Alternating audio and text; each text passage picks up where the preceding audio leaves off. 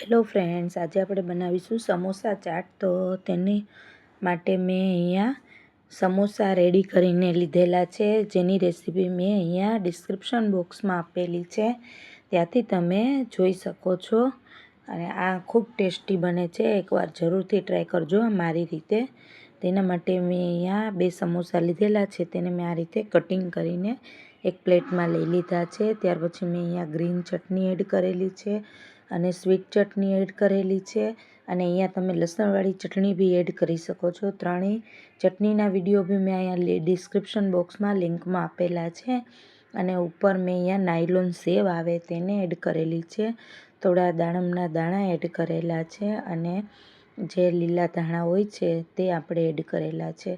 અને આ ફ્રેન્ડ્સ બહુ જ ટેસ્ટી લાગે છે, એકવાર સમોસા ચાટ જરૂર બનાવવાની ટ્રાય કરજો. આ રેસીપી સારી લાગે તો મારી ચેનલને જરૂરથી લાઇક, સબસ્ક્રાઈબ અને શેર કરજો.